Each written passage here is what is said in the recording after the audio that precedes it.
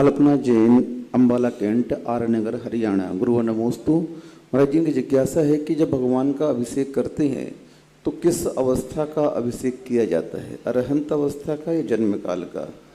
अरहंत अवस्था का ही अभिषेक है। जितने मंदिरों में मूर्तियां हैं सब अरहंत भगवान की स्थापना है, इनमें सिद्धों की स्थापना नहीं होती है। मोक्ष कल्याण का स्पष्ट रूप से आरोपण होता है। आरोपण इसलिए करना पड़ता है कि इनका फिर सिद्ध मोक्ष कल्याण कब मनाओगे, जब खंडित हो जाएगी तब। इसलिए यह दिखाने के लिए कि जो अरहंत बने हैं वे नियम से मोक्ष जाएंगे, इसलिए मोक्ष कल्याणक की हर कल्याणक की क्रिया मूर्ति पर होती है। हर कल्याणक की क्रिया मूर्ति पर होती है। गर्भ की, जन्म की, दीक्षा की, केवल ज्ञान की। मोक्ष कल्याण का कोई संस्कार मूर्ति पर नहीं होता। मात्र आरोपण होता है अष्टगुणों का, लेकिन वो जरूरी है। इसलिए ये मूर्तियां जो है स्थापना अरहंत भगवान की ही है। सिद्ध भगवान की मूर्ति की प्रतिष्ठा में वहाँ पर मोक्ष कल्याणक का संस्कार किया जाएगा, मोक्ष कल्याणक का आरोपण किया जाएगा, तो ये होता है। इसलिए आपके अरहंत भगवान की मूर्तियाँ हैं, अरहंत भगवान की ही पूजा है।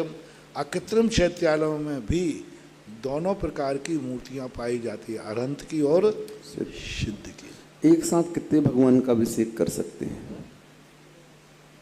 एक साथ एक थाल में कितने भगवान का अभिषेक कर सकते हैं? आप ही देख लो, आप अकेले नहा एक स्थान पर बैठ के कितने लोग नहाते, एक बाथरूम में कितने घुस जाते हो। अरे भगवान को स्नान करो, भगवान का मंत्र है महानुभाव, कहाँ तक समझाएं। भगवान का पूज्यवर मांगनंदी महाराज ने भगवान को ऐसे ही नहीं कि उठा के डाल दो, उनको उठाने का मंत्र दिया। भगवान को पांडुकशिला की स्थापना करने का मंत्र दिया। जहाँ भगवान बैठते हैं उस गद्दी पर अभिषेक नहीं होना चाहिए, वो उनकी मूल गद्दी है। जैसे तुम्हारे बिस्तर में क्यों नहीं नहा लेते हो, बैठक की कुर्सी पे क्यों नहीं नहा लेते हो। भगवान के अभिषेक के लिए भी मूल स्थान पर अभिषेक नहीं किया जाता, उनको उठाने के लिए विधान किया। पांडुकशिला रखी गई, पीठ स्थापना, उस पर श्रीकार लिखा गया। श्रीकार लिखने के बाद फिर सिंहासन की स्थापना की। सिंहासन पर तो फिर बाद में उनको विराजमान करने की विधि आई। तो एक ही भगवान को उठाने का प्रावधान है। अब रही बात बड़े भगवानों का क्या करें, तो उतनी देर के लिए उसी वेदी को आप पांडुकशिला बनाइए, श्रीकार लिखिए, हाथ लगाइए वेदी को, क्योंकि उठा तो अपन सकते नहीं भगवान को, तो उठा के लगाइए कि मैं इतनी देर के लिए इसी वेदी को पांडुकशिला पीठ मानते हैं। श्रीकार लिख के सिंहासन को, कमल को हाथ लगाइए, और जब उनको स्थापित करना है तो स्थापित के हाथ लगा के चरणों को स्थापना कीजिए, तब अभिषेक आप कर सकते हैं। और तभी करना ही चाहिए। एक थाली में, एक पांडुकशिला पर एक ही भगवान बैठना चाहिए, क्योंकि एक भगवान पर गिरा हुआ जल, क्या एक भगवान के अभिषेक करने के बाद जो गंधोदक निकले, उस गंधोदक से दूसरे भगवान का अभिषेक कर सकते हैं? गंधोदक से? अरे गंदे पानी से नहीं कह रहा हूं,